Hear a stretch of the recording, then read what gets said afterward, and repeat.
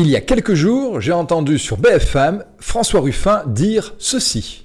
Et à mon avis, sur deux mots d'ordre, un mot d'ordre qui est une France qui partage et une France qui protège. Eh bien, François Ruffin n'est pas François Mitterrand, et je vous dis pourquoi tout de suite. Bienvenue dans ce nouvel épisode du Laboratoire. Je suis Daniel Murgui-Thomas, journaliste télé, devenu média-traîneur et coach en prise de parole en public. Et il se trouve que François Ruffin, sans le savoir, a utilisé le langage universel des couleurs. Il a fait appel à deux mots qui correspondent chacun à deux des quatre couleurs du disque. Si vous suivez la chaîne, vous m'avez souvent entendu vous parler des dominants, des influents, des stables, des conformes. Et il se trouve que des couleurs correspondent à ces mots, à savoir le rouge, le jaune, le vert et le bleu. Je viens de vous dire que François Ruffin n'est pas François Mitterrand. Ça veut dire quoi ? Retour en arrière avec la campagne de François Mitterrand et cette affiche. Vous la reconnaissez, La Force Tranquille, signé, en tout cas il se l'est approprié, Jacques Séguéla. Et maintenant, regardez ce schéma, il vous donne le disque avec les quatre couleurs et également les quatre noms qui lui sont associés, en fait, les quatre nuances de notre tempérament.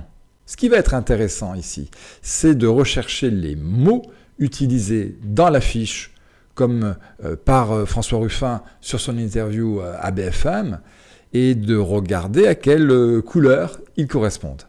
François Mitterrand, La Force Tranquille. Si je vous dis que le rouge est associé au rapport de force, à la conquête, aux objectifs à atteindre, avec une émotion derrière qui est la colère. Si je vous dis que le jaune est lui associé à la fête, au plaisir d'être ensemble, au goût pour tout ce qui est innovant, et une émotion derrière qui est la joie. Si je vous dis que le vert, lui, est davantage un souci du groupe, du collectif, du soin, du care, avec en arrière-plan une émotion qui est parfois la peur pour les autres.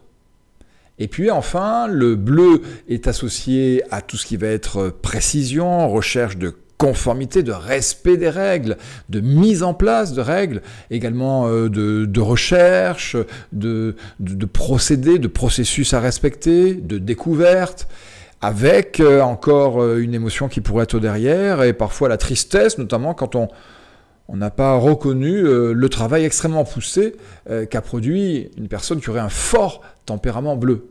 Vous me suivez ?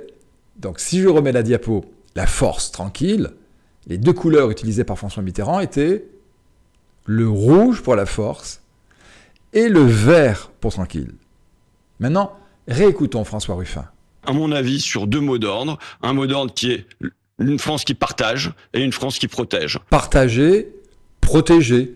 J'en retiens les deux verbes essentiels et avec eux les mots déclics en termes de langage universel des couleurs. Ces mots qui vont automatiquement parler à celles et à ceux qui ont un ressenti en harmonie avec eux. Ainsi, partager, c'est plutôt vert. Et protéger, un mot souvent entendu dans la bouche de candidats de droite, protéger, c'est plutôt bleu. C'est ici un besoin de sécurité. La grande différence avec François Mitterrand, c'est que lui, il faisait une diagonale. La force tranquille, ça jouait aussi bien en haut, avec l'univers de celles et de ceux qui osent prendre par exemple de nouveaux sentiers, qui ont besoin de stimulation, et également ça parlait à celles et à ceux qui veulent beaucoup plus de quiétude, de paix, de calme, de tranquillité. Donc superbe diagonale. Alors que là, avec les deux mots que vient de prendre François Ruffin, protection et partage, on reste en bas. On reste uniquement sur un univers qui est celui de celles et de ceux qui sont frileux, qui n'osent pas trop aller sur des voies nouvelles. Et c'est pas certain qu'il obtienne ainsi l'adhésion massive du public. Et puis c'est pas certain non plus qu'il fasse vraiment bouger le pays s'il n'est que sur ce registre psychologique-là. Entendez bien, la grande règle, si vous voulez jouer du langage universel des couleurs, c'est plutôt d'utiliser une diagonale. et une diagonale qui va jouer sur vraiment les deux grands aspects qui sont en chacun d'entre nous, c'est-à-dire à la fois le goût d'innover, de bouger, et puis un besoin également de tranquillité. C'est ça qui est paradoxal, mais qui permet de parler à un maximum de gens. D'ailleurs, si je vous dis que des chiffres qui viennent du Québec donnent pour les rouges 17% de la population. C'est pas beaucoup, vous me direz, sauf que dans les 17%, il y a des chefs d'entreprise, il y a des hommes et des femmes qui sont dirigeants politiques, il y a des sportifs. Voilà. Toutes ces personnalités ont en commun de chercher l'étape d'après, la victoire à venir. Ils sont toujours à regarder loin. C'est ça qui est marquant dans cet univers, dans ce mot. Et les Verts, c'est, toujours selon des chiffres qui viennent du Québec, 40% de la population. 40 plus 17, vous voyez, Mitterrand à l'époque, conseillé par Séguéla, il touchait 57% de la population. Ça lui donne un spectre très intéressant et une belle opportunité de sensibiliser un maximum de gens.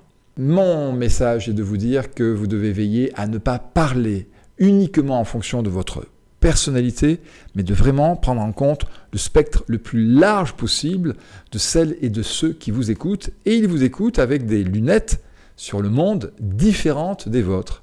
Ainsi, il se pourrait que François Ruffin, lui, développe des concepts qui correspondent à sa personnalité, à son tempérament. Regardez, il fait plutôt calme par rapport à son ex-compagnon de route, Jean-Luc Mélenchon, qui lui est apparemment un rouge fort. Il se pourrait que Ruffin, cinéaste, journaliste, soit plutôt quelqu'un de précis, de calme, qui a besoin de temps pour réaliser les choses, qui fait de l'investigation. Donc les couleurs de la précision, le bleu, et du temps, le vert, on les retrouve maintenant dans les deux mots qu'il a choisis, mais je vous dis, ils ne vont pas forcément mettre en mouvement le pays. Après, le langage des couleurs peut se décliner de façon marketing. Lorsque vous avez bien identifié votre cible, alors là, oui, je vous encourage, une fois que cette cible est serrée, qu'elle est bien cernée, à ne parler que pour elle avec les mots qui vont lui correspondre. Et là, un clin d'œil à un groupe radio auquel j'ai appartenu il y a très très très longtemps, puisque sur Montpellier, j'ai travaillé à une époque pour une radio qui s'appelait Radio Maglone, qui faisait partie, qui fait aujourd'hui en tout cas partie intégrante d'un réseau qui s'appelle le réseau RCF, Radio Chrétienne de France. Et regardez quel est leur slogan, la joie se partage. Mais là, c'est bien vu, puisqu'ils s'adressent à une cible qui a été identifiée, ce sont des croyants chrétiens, catholiques. Par définition, les fêtes de Pâques viennent avoir lieu, les croyants sont dans la joie de la résurrection, et également dans leur ADN, il y a le partage. Donc jouer de ces deux mots, c'est bien vu. Et en plus, c'est intéressant puisque autour de la couleur jaune, la joie, c'est 30% de la population.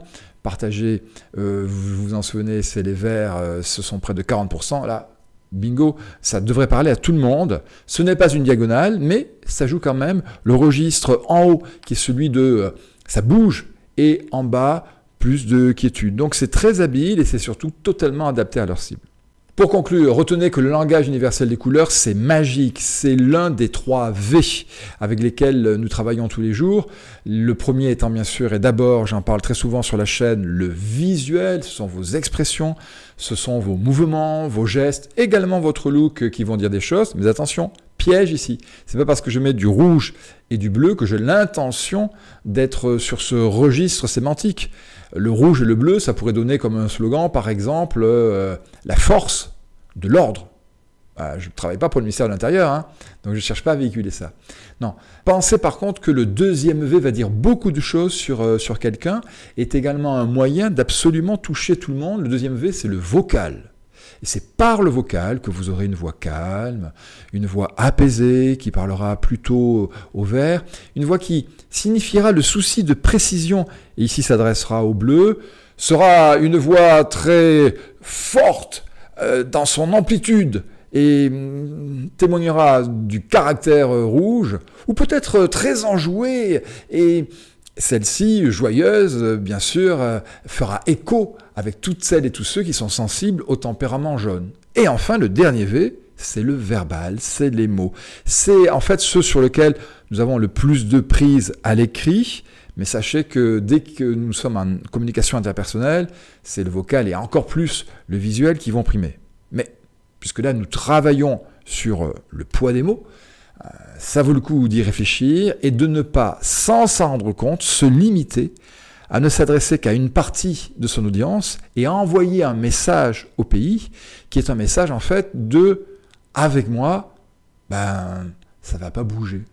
Avec moi, on va en rester là où on en est. » C'est pas certain que ça permette de faire élire François Ruffin.